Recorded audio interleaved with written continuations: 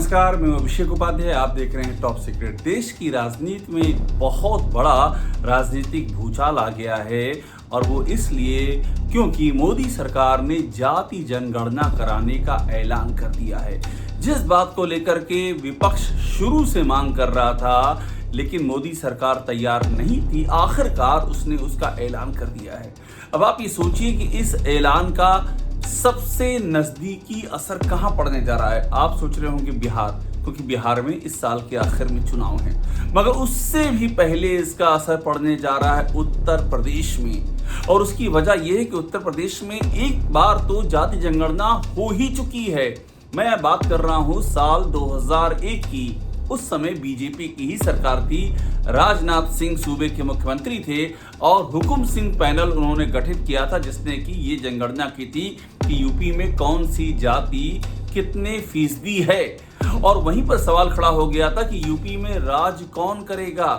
जिस जात का प्रतिनिधित्व सबसे ज्यादा है, क्या उसका नेता राज करेगा या फिर जो जाति अपनी संख्या में बेहद ही कम है और उसके बाद भी उस जाति को सबसे ज्यादा डोमिनेटिंग यानी कि प्रभावशाली बनाने की कोशिश की जाती है, क्या उसका नेता राज करेगा। ये सवाल तब से लगातार उठ रहा है और इस समय ये सवाल और उठ रहा है।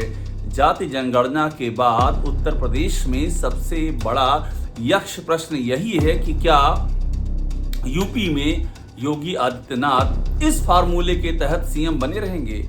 फार्मूला समझिए, और मैं आपको ले चलता हूं अब 2001 में, क्योंकि मैंने आपको 2001 की बात याद दिलाई थी। 2001 में जब बाबू हुकुम सिंह पैनल बना और उसने जातियों की जनगणना की, तो मालूम पड़ा कि जो ओबीसी हैं वो 50% से भी ज्यादा हैं। और ओबीसी के 3 पैनल बनाए गए, ए, बी और सी। ए में रखा गया यादव को, बी में रखा गया कुर्मी, जाट, गुजर, लोध, इन जातियों को रखा गया। ऐसी 8 जातियां थी। और सी में अन्य ओबीसी जातियां रखी गई। अब 50% से ज्यादा तो ओबीसी हैं और इसमें से यादव हैं 19.4%। सबसे ज्यादा ओबीसी में अगर किसी की हिस्सेदारी है तो है यादवों की। 50% में 50 से ज्यादा ही है कुल संख्या, और उसमें 19.4% यादवों की हिस्सेदारी है। उसके बाद अन्य जातियां आती हैं। इसी तरह से जब ये हुआ कि जो दलित जातियां हैं उनमें क्या किया जाए, तो वहां भी तय हुआ कि जाटव और नॉन जाटव, इन 2 कैटेगरी में बाकायदा गणना की गई और ये तय किया गया कि जाटों को 10% आरक्षण और नॉन जाटों को 11% आरक्षण दिया जाएगा। लेकिन इस सब के साथ साथ में सवर्ण जातियों की भी गणना की गई और ये माना गया सवर्ण जातियां तकरीबन 20% हैं। इस 20% में ब्राह्मण 12 से 14% हैं और ठाकुर 7 से 8% है। ये है बीजेपी सरकार के समय जो पैनल गठित किया गया। राजनाथ सिंह उस समय सीएम थे, 2001 की बात है। उसने कहा कि ब्राह्मण 12 से 14% है और ठाकुर 7 से 8% है। अब आप सोचिए राजनीति कैसे बदलती है। हालांकि मैं ये क्लियर कर दूं कि इस पैनल की सिफारिश को इसके बाद जब सरकार आई मायावती की, तो उन्होंने खारिज कर दिया। लेकिन राजनीति कैसे बदलती है और यूपी में किस तरह से कहा जा रहा है कि अब जाति जनगणना का जो ऐलान हो गया, इसका असर सीधे आएगा उत्तर प्रदेश में। और उसकी वजह ये सवाल ये पूछा जा रहा है कि आखिरकार जाति का जो कॉम्बिनेशन है, वहां पर जो सबसे डोमिनेंट जातियां हैं उनके प्रतिनिधि कहां हैं। और आपने जिसको सत्ता की कमान सौंप रखी है, वो जिस कास्ट से बिलोंग करता है, उस कास्ट का प्रतिनिधित्व क्या है। और जिस तरह से यूपी में इस समय ये कहा जा रहा है कि जात विशेष की सरकार चल रही है, करणी सेना का जिस तरह से पूरा उपद्रव उत्पात देखा गया और जिसकी शिकायत खुद बीजेपी में आला कमान तक पहुंची है, तो उस स्थिति में, उस दशा में ये बात भी सामने आ रही है। और यही सबसे बड़ा यक्ष प्रश्न है कि यूपी पर राज कौन करेगा, यूपी का मुख्यमंत्री कौन होगा। जो जाति सबसे ज्यादा संख्या में है, ओबीसी 50% से ज्यादा हैं। ओबीसी में जो यादव हैं वो 19.40% हैं। सवर्णों में ब्राह्मण 12-14% हैं। ठाकुर 7 से 8% हैं।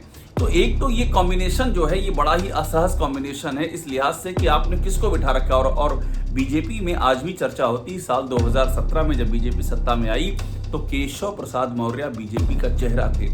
वही केशव प्रसाद मौर्य जो 50% से ज्यादा ओबीसी के खांचे में फिट होते हैं और ओबीसी में उनका एक खास मौर्य जाति जो है मौर्य शाक्य सैनी कुशवाहा ओबीसी का अहम हिस्सा है। ये तो सवाल ये उठा कि आखिरकार केशव मौर्य सीएम नहीं बने, सीएम बना दिया गया योगी आदित्यनाथ को। बात यहां तक भी चल जाती, लेकिन उसके बाद जिस तरह से उत्तर प्रदेश में जातिवाद के आरोप लगने शुरू हुए और ये हर मलाईदार पोस्टिंग पर लगे, डीएम, एसएसपी, कमिश्नर, सूचना का निदेशक, सीएम योगी का अपना सेक्रेटेरिएट, यहां तक कि जो अलग अलग आयोग, बोर्ड और निदेशालय हैं यूपी में, उनमें भी जो पोस्टिंग हुई वहां पर भी ये सवाल खड़े हो गए कि क्या एक ही जात को प्रतिनिधित्व दिया जाएगा।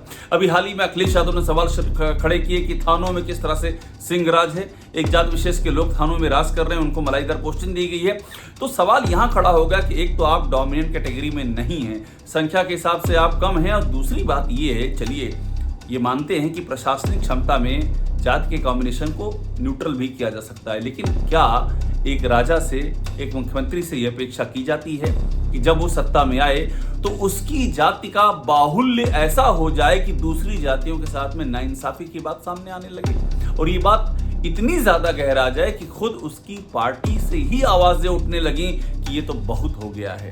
तो ऐसे में जब जाति जनगणना की बात हो गई है तो आप ये तय मानिए इसका पहला असर यूपी में होने जा रहा है। और अगर बीजेपी के आला कमान ने इस जात जनगणना को स्वीकारा है कि हम ये कराएंगे, तो उनके भी जहन में कुछ ना कुछ है, उनको यूपी को एड्रेस करना है और इसी फार्मूले पे एड्रेस करना है जिस फार्मूले का नाम है जाति जनगणना। तो ये तय मानिए कि जात जनगणना के ऐलान का मतलब ही है कि यूपी में कुछ बड़ा बदलाव होने जा रहा है। टॉप सीक्रेट को देखते रहिए, लाइक कीजिए, सब्सक्राइब कीजिए।